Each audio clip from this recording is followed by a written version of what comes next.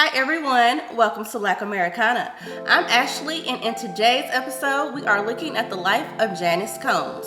She is the mother of Sean Combs, and although he is known to the world by many names, she has been a constant in his life. So we are going to examine her words and media portrayal to uncover the woman who raised Diddy. If you're ready, keep watching. Janice Combs was born as Janice Smalls on December 21st, 1940, and raised in Harlem, New York. Her burial was in a transitional time. The Harlem Renaissance was winding down, and the modern civil rights movement had yet to gain traction. She has said, "Harlem is my heritage. It's my home. I love Harlem and will always love Harlem. It raised me." Her mother, Jessie Smalls, raised her as a single parent. Janice affectionately called her Mama Duke. Jessie was a talented seamstress who worked in a New York garment factory. She would make custom clothing for her family, and the Smalls were fashion influencers in their section of Harlem. Janice said she worked in factories and they had these big bins of fabric they would throw away. She would take the scraps and make clothes for us. Once, as a kid, she made me a whole outfit, a coat and a dress out of tapestry. And she made me a blood red dress with 3 layers of ruffles on it. The other kids always thought we were rich. Jessie was also a grand hostess. Janice would watch her mother and grandmother spend Saturday afternoons preparing food for the next day. Jessie served elaborate Sunday dinners as a fundraiser for their Baptist church, dreaming of one day opening a restaurant. After Janice finished high school, she pursued a modeling career. Sometime in the 1960s, Janice met and married Melvin Combs. Known for his good looks and style, he was nicknamed Pretty Melvin. He worked for the New York City Board of Education and had a limousine service, often acting as a chauffeur to the infamous Frank Lucas. Janice and Melvin quickly bonded over their love for fine living. She recalled how they met, saying, "He was a street man, a hustling ma. We met at a party in the Bronx. He used to love to dance. We used to crack up on him because he used to think he was the baddest thing. When I see my son on television, it reminds me of Melvin so much." The son she spoke of, Sean John Combs, was born on November 4th, 1969. In 1971, they had a daughter named Keisha. The family owned a Mercedes-Benz and stepped out in the latest fashion. Melvin envisioned his family in entertainment. He booked Sean for a Baskin-Robbins commercial when he was 2. John. He had a great personality, and plus he could speak very well at an early age. And people thought he was like a little dwarf or something because he was just talking and talking and talking and talking. Melvin also took to the streets for extra cash, and it cost him his life. He violently passed away on January 26, 1972, while sitting in his car in Central Park West. Over the years, when asked about the nature of Melvin's passing, Janice would respond, "That was in the past." She was also protective over her children knowing the truth. She told them Melvin passed away in his car, leaving the children to assume it was a car accident. It wasn't until Sean was a teenager he discovered the truth. After Melvin passed, Janice promised herself 2 things. She and her children would not be homeless, and they would not go on welfare. She also wanted the children to maintain a certain lifestyle, saying, "I wanted to take my kids to plays and out to dinner and to buy extra uniforms, extra shoes." At the time, she and the children lived in an apartment on Harlem's legendary Lenox Avenue, also known as Malcolm X Boulevard. As she rebuilt their lives, she and the children moved in with her mother Jessie in Esplanade Gardens, a middle-class housing complex in Harlem. Sean has said throughout the years that Janice and Jesse stressed the importance of God in his life and provided him with structure. Initially, Janice was a part-time assistant teacher at the Association of Black Social Workers Daycare Center in Harlem. To really make ends meet, she took on a second job where she cared for children with cerebral palsy at night. She later got a third job where she drove a school bus during the day. Her mother tended to the children while she worked. Even though she grinded from one job to the next, she tried to introduce other children to her flair. She would put on fashion shows at her daycare job.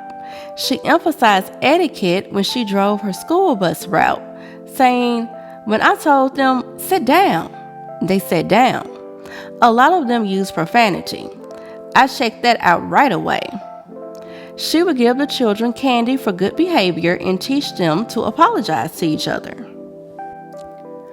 But her own son was showing his temper at home. She first began calling him Puffy because he would huff and puff when he became angry. As he got older, his peers also called him Puffy to tease him about his size. No matter where he went, the name stuck. She also kept Puffy close around the entertainment industry, such as modeling and publications like Essence magazine. Dressed to impress. He was a superstar then. That's the super fly look with his big hat and his big collar. Janice didn't want her kids in the streets, but she wanted to make sure they could survive them. In a 2006 interview with Oprah Winfrey, Puffy recalled how his mother cultivated the hustler in him. Jesse sent 9-year-old Puffy on a store run, but someone stole the money along the way. He said, quote, "My mother wouldn't let me in the house. She said, go back out there and get that money, and if anyone ever puts their hands on you, make sure they never do it again." She knew the reality. If people smell weakness, they take advantage of you. You have to defend yourself. End quote. She enrolled Puffy in the Fresh Air Fund, a program that allows underserved New York City youth to go to a summer camp. Puffy went to Pennsylvania to live with an Amish family, which he loved. He said he was thankful his mother gave him these kinds of experiences because it made him versatile and kept him busy. Janice also loved to dance with her children. She would purchase the latest records and they would live vicariously through the music. Her job at United Cerebral Palsy had her switch locations, and she and the children moved to Mount Vernon, New York, a suburb right outside the Bronx, in 1982. She never wanted the children to feel less than others. When she noticed their white neighbors never invited Puffy to their home to swim, she made a point to get a pool larger than theirs. She enrolled Puffy at Mount St. Michael Academy, an all-boys Catholic school in the Bronx, telling him, "Go to school, pay close attention to your teachers if you want to be a millionaire." He graduated from high school in 1987 and immediately enrolled in Howard University in Washington, D.C. Puffy loved D.C., but he could not resist New York's vibrant hip-hop scene. He scored a job at Uptown Records, and the demands became so much he felt the unction to quit school. Janice was against Puffy dropping out of Howard to work full-time at Uptown, but she couldn't deny his passion. She mourned his decision. She told The New Yorker in a September 2002 interview, "I really was so disappointed about that. A person works day and night just to educate a kid and to be able to have a roof over your head in a school uniform. He was a fine student, and when he left college, it was hard for me." Despite her concerns, she still supported her son. She also served as Puffy's stylist, alongside his girlfriend at the time, Misa Hilton. Janice lovingly called Misa her daughter-in-law. Janice and Jesse helped Puffy navigate the City College Stampede tragedy, where he was accused of liability for the demise of 9 people and injuries to dozens more. They reinforced their commitment to him when he was fired from Uptown Records and was forced to take Bad Boy Records with him. Janice was by his side when Arista Records agreed to serve as the new parent company in 1993. Just as Bad Boy was finding its footing, her mother, Jessie Smalls, passed in 1994 at the age of 72. Janice sunk into a deep depression. She went into a cycle that lasted for years, cooking her mother's soul food favorites, eating compulsively, constantly reading literature, and sleeping. One day, after suddenly realizing her weight gain, she decided to reclaim her life. Janice transformed into a hip-hop luminary just as Puffy emerged as a solo rap star. She restyled herself like a black Donatella Versace, coiffed in platinum blonde hair and draped in diamonds and fitted designer fashion. As Puffy prospered, he immediately showered his mother with these new riches.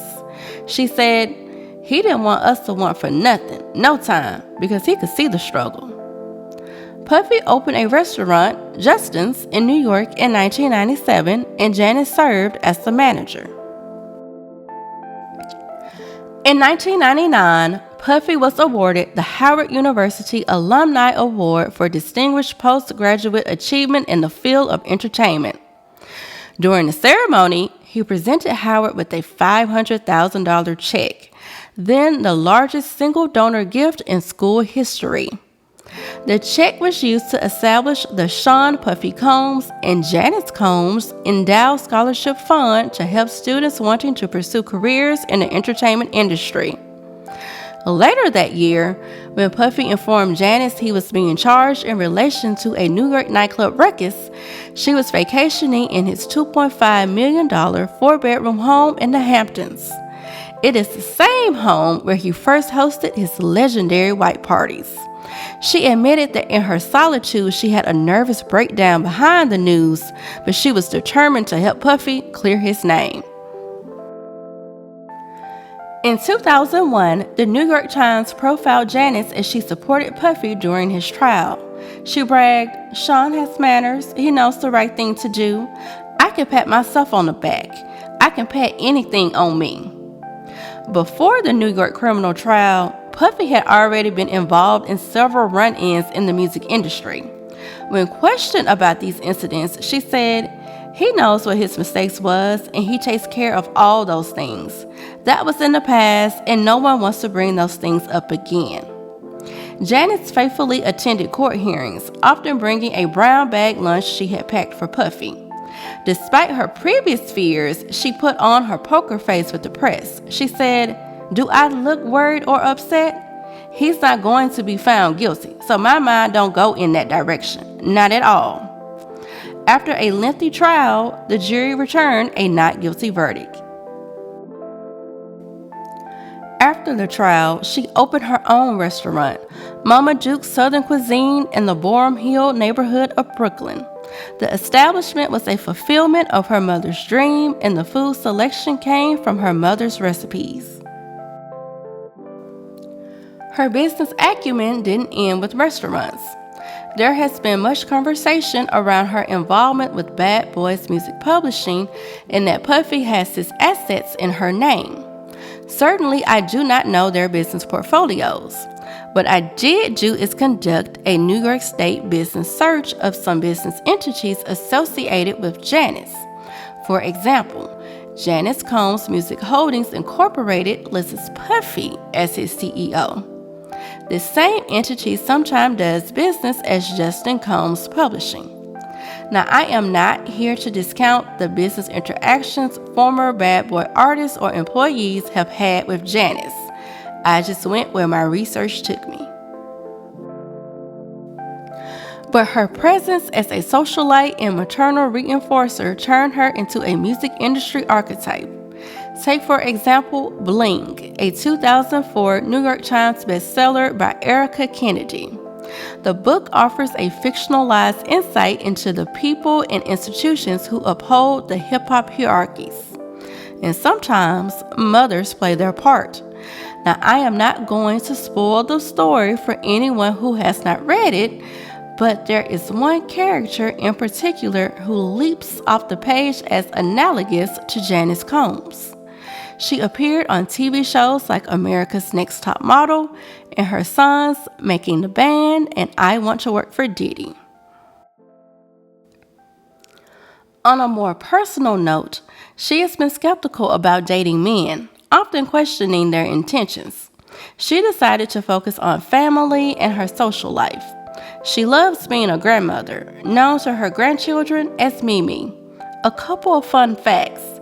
She shares the same birthday as Puffy and Kim Porter's twins, and the youngest twin, Jessie, is named after her mother. She has been by Puffy's side during many of his highs. I want to say thank you to most importantly to my mother, because if it wasn't for my mother, I wouldn't be here. And I want to just bring my mother up and share this moment with my mother, if y'all don't mind. This right here, I hope it makes you proud, Mom, and because of you, this is happening, and I love you so much. I owe my whole life to you, my career to you, and everything to you. I love you, Mom. Now you might say, wait a minute, she has 2 kids. What about Keisha? Well, Keisha is incredibly private. What we do know is she has been married and has at least 1 child.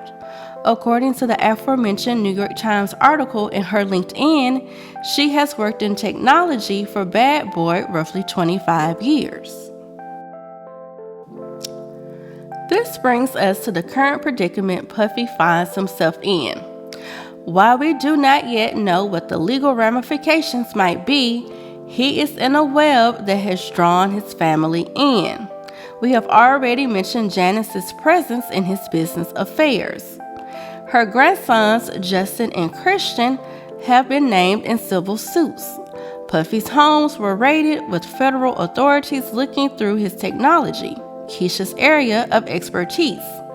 Now let me be clear. I am not saying any of these people are guilty or will even be charged, but we know the feds mean it when they say, can't stop, won't stop.